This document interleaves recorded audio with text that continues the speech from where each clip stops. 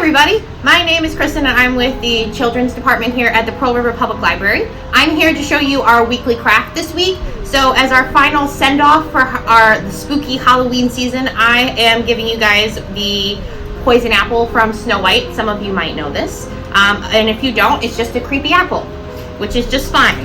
So, this is available right now in the children's room, so you can go on in there and get that while the supplies last. But here's what you'll get in your craft before you actually make it. So you will get one of these. Now, I colored in the eyes and nose with a black Sharpie. You can use a crayon, you can use a Crayola marker, whatever makes your heart happy, use that to color that in. You will get also what is supposed to be an apple. So this is your apple. You will also get the stem for the apple, and I believe this was described as a white mark that makes it look shiny. So if you actually have like a clear marker of some kind, you could probably color this and make it look shiny. I do not have that.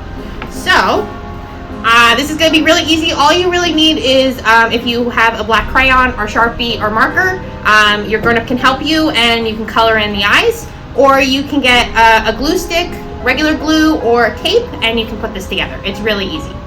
So first, what I can do for you is I'm going to put this on. I'm actually going to do the stem first because that's probably the smallest. That is going to go onto the top of the apple, just like that. So I'm going to do that for you, and then I'm going to put this guy on. Let's see. Okay. So,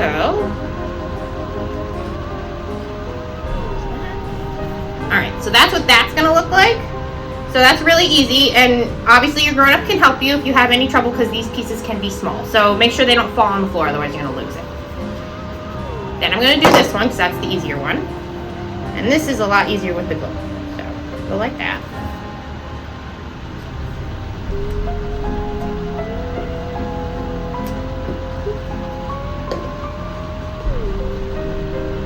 Try and make it as centered as you can. It's okay if it's a little off. Just know that some of these pieces do stick up and it's easier for it to fall down if you don't really glue it down really well.